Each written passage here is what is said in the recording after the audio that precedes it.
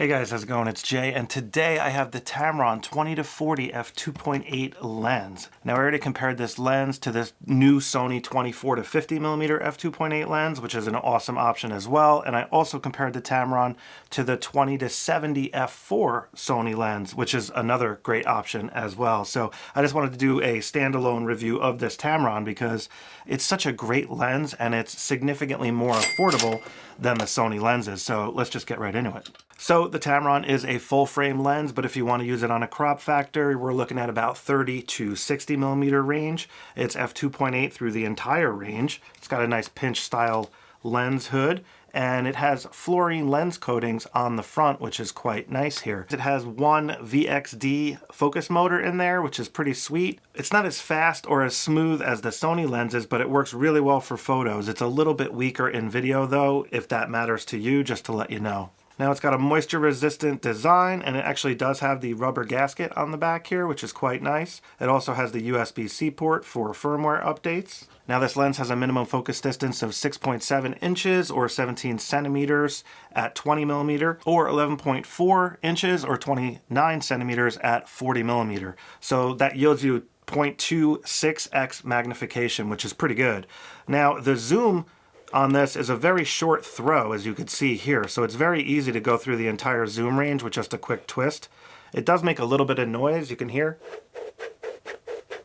Now it has a 67 millimeter filter thread on the front, and it has a 9 blade rounded aperture diaphragm in there. Now this lens is not parfocal, so when you zoom it will lose focus, just so you know, and it'll have to reacquire. It also does not have any optical stabilization.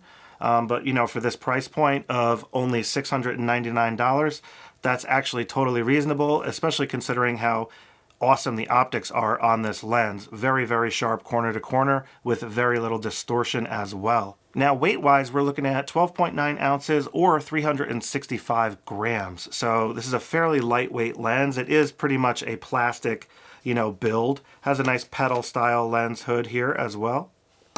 All right, so I just wanted to thank BH Photo for letting me borrow the Tamron 20-40mm lens. So thank you very much, BH Photo, and be sure to check them out for your photo and video needs. And that's pretty much where I buy all my equipment from. They're located in New York City, so I can actually get there. It's not that far, so it's nice to go to a camera store every once in a while. But anyways, thanks BH Photo, and links below in the description. All right, guys, let's go over some real-world photos, some real-world video, and I'll also show you quickly just some lab testing in case you want to check that out for those pixel peepers out there. All right, guys, so real quick, lab photos. So just looking at the distortion, I just wanted to show you this really quick. This is at 20 millimeter, so 20 millimeter view. This is what you can expect to see. And this is without distortion correction. This is with distortion correction. So you can see it's pretty well controlled overall, and this is actually better than the Sony lenses if you watch those comparison videos I talked about earlier. Now looking at 40 millimeter, this is the zoom range. So again, 20 to 40. And here is the distortion at 40 millimeter. And this is at f2.8 as well. So if I zoom in here, you can see the corner sharpness at 40 millimeter starts to fall off right around here. Gets a little bit soft, still not too bad. 20 millimeter, you can see it's very sharp in the corners at f2.8, looking great. Now at the minimum focus distance here, looking at the quarter at 20 millimeters f2.8, you can see here it looks very good. And if we stop down to f4, this is what it looks like. Here's f8. And you can see the bokeh balls here get a little bit of octagoning, not too bad, but a little bit.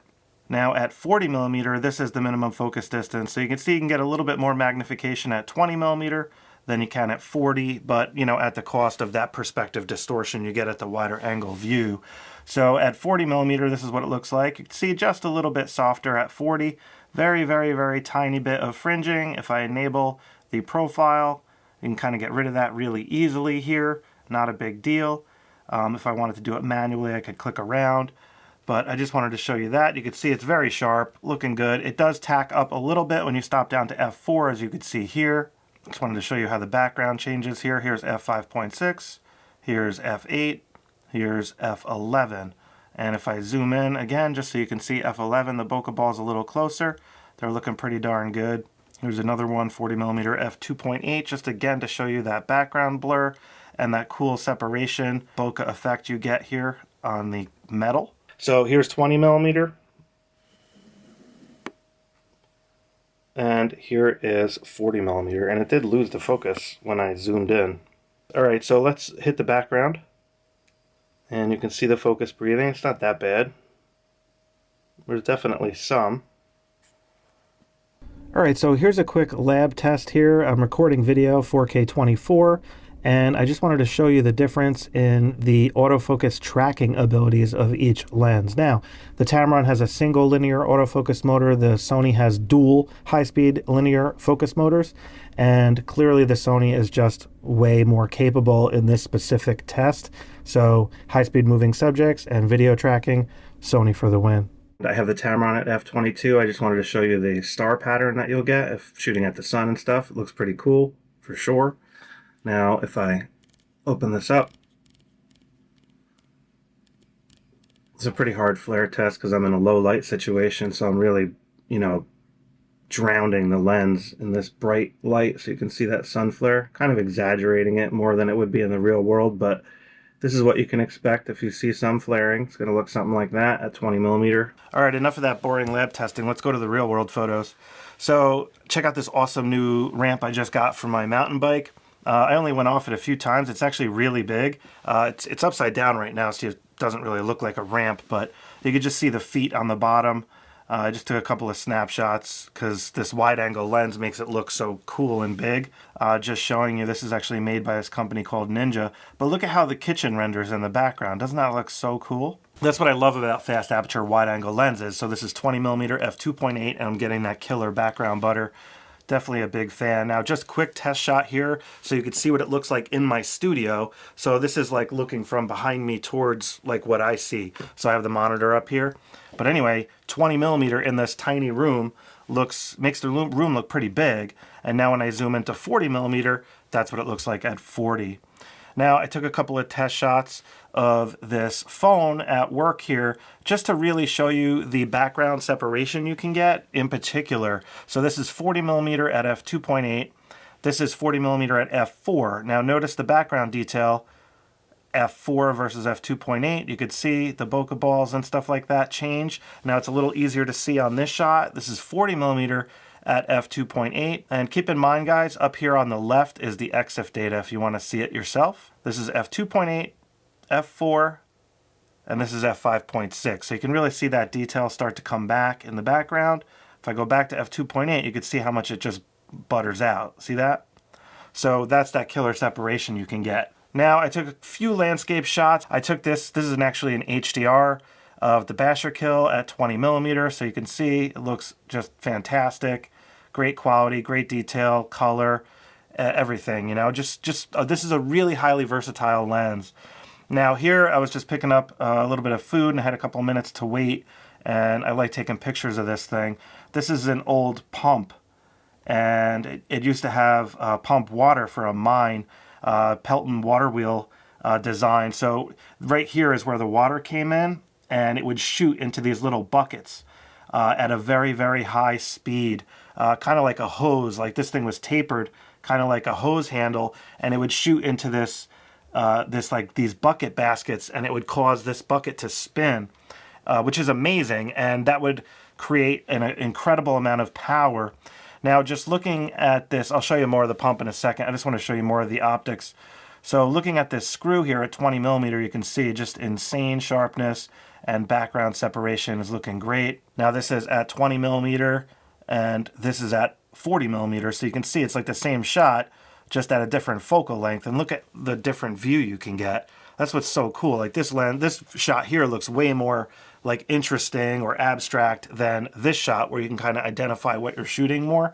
So anyways, just showing you that versatility and range. Now here's another picture of the pump, and you can see this is basically just a huge transmission gear mechanism. So it starts, like I said, it starts back here, and you can see these big circles used to have belts on them, and then it would go to this secondary here, and then it would go through all these gears, and then it would eventually turn this thing. So again, if I go back over to this shot, now you can see how this big metal wheel would rotate, and that would in turn make this big rocker back here rock back and forth, and that was the actual pump.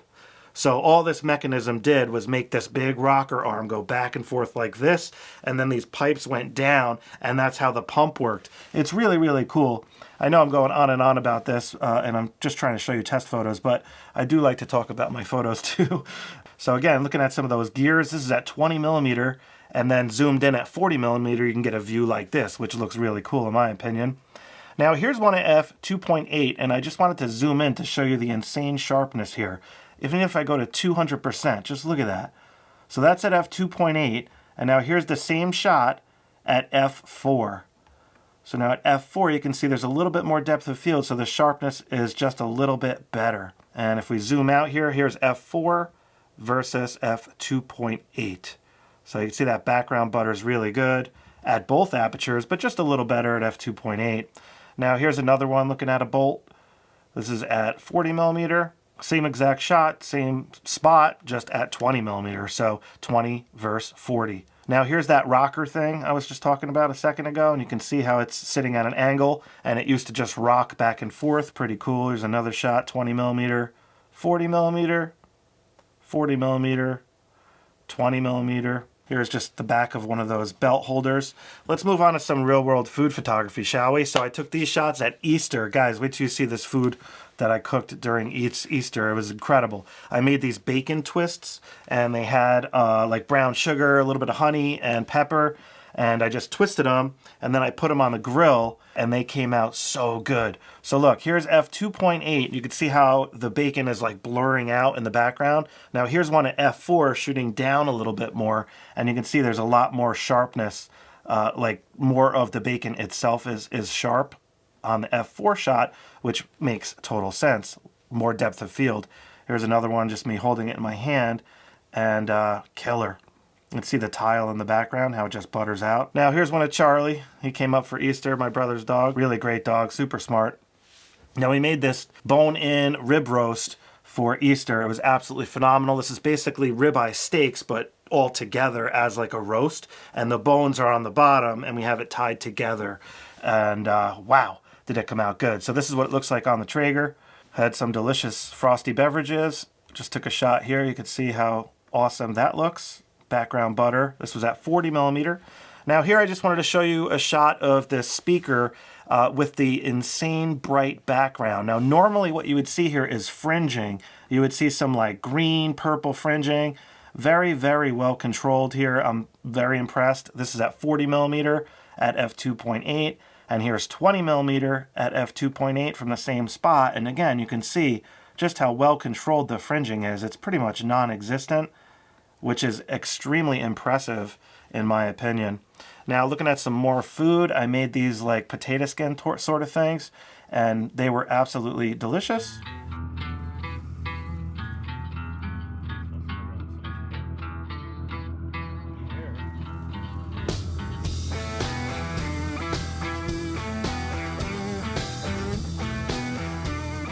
Now here's a picture of that rib roast getting close to done here. So taking it off the grill, and here it is on the counter just resting for a little while. So I took some photos of it, and the way it rendered, I mean, it's just incredible how good this was. Look at this, guys. I mean, this is just remarkable. You can see how it's like separating and everything. Honestly, it's the best steak that I've ever made in my life for sure, by far. And just again, look at that crust on there.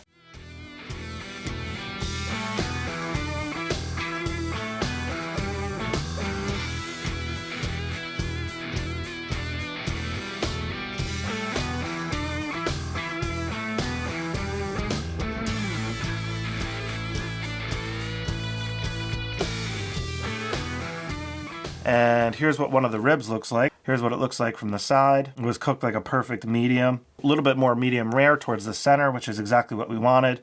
Here is the mac and cheese that Layla made, which was delicious. Layla also made these brokies, brownie chocolate chip cookies, and she put them in like an egg mold sort of thing. And they came out really good, and they looked kind of cool as well. Just a snapshot Layla took of me. Now, Jason and I went down to this place called The Dale, which I mentioned in some of my other videos. Really good local place down the road. They got excellent pizza and stuff like that. This is Jace's lemonade. Now, here's my pizza. I got a margarita pizza with pepperoni. I'm pretty sure that's what they called it. And it was really good. I love how they make their pizza nice and crispy like this. And here's just a picture of a slice on the cutting board. And I just took a shot here to show you the cool background separation you can get. It's at 40mm f2.8. Now, the other day, I made some grilled cheese that was off the charts and made some homemade tomato soup from scratch. It was really good. And you can see this grilled cheese just came out fantastic. I used a cast iron pan to get that slow, nice, crispy look there. And here's what it looks like dipped in the delicious tomato soup. I was absolutely loving it. It was really hard to stop eating this. It was so good, to be honest. Now, guys, I know I'm going crazy with the food this time, but I made so much food. I just got this new grill. It's incredible. Let me show you what the new grill looks like real quick. So, just so you guys can see here, this is that Traeger grill I got, which is just absolutely unbelievable. I'm not reviewing the grill or anything. I just wanted to show you. This is where all that awesome food that I've been cooking recently. Let's see in there. It's pretty dirty from all those ribs I cooked yesterday. But loving this thing so far. All right, so now that you know what the grill looks like, I just cooked these ribs on there, and this is the mess on the grill is from these ribs.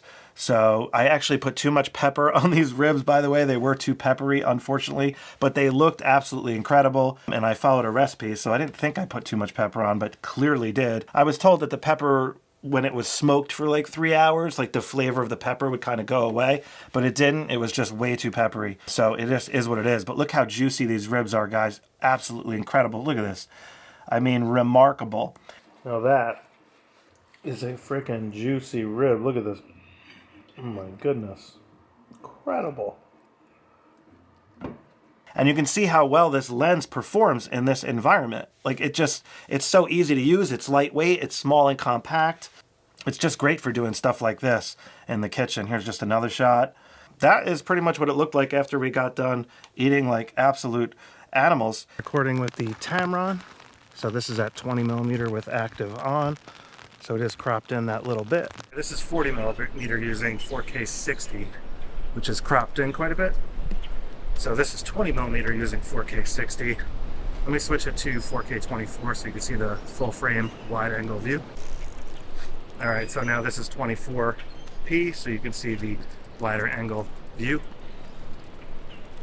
Looking pretty good. Let me show you what 40 looks like at 24. So this is 40mm at 24p at about arm's length, just so you can get an idea of the background blur and so forth. Nice background blur.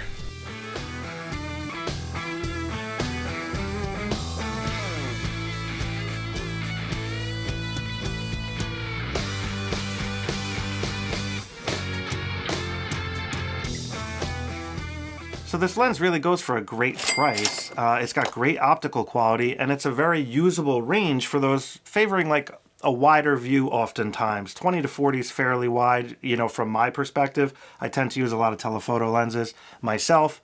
You know, I love wide angle lenses too, don't get me wrong, but you know, for just to have that versatility of 20 to 40 on a full frame is quite nice. In particular, because of the fast f2.8 max aperture, it's really good for lower light situations. I'm thinking like inside restaurants, for example, food photography, band photography, landscape photography, street photography, and more. You know, this is a very versatile lens. Now, video-wise, this lens works pretty good, but the autofocus is not the smoothest or fastest when compared to the more expensive Sony lenses. So keep that in mind if you want to use this for high-speed videography, you know, tracking like sports and stuff like that. You might be better off investing in a Sony lens so it can keep up with the focus and also have parfocal, which helps a lot, especially when you're zooming. All right, guys, that about wraps up this review of the Tamron 20 to 40mm f2.8 lens. I really hope you got what you were looking for, and I would love to hear your thoughts about this lens. Clearly, for the money, it's a fantastic option. I'd really appreciate if you guys give me a thumbs up, and it'd be even cooler if you subscribe. Now, links below in the description area, and I will catch up with you guys next time. All right, take care.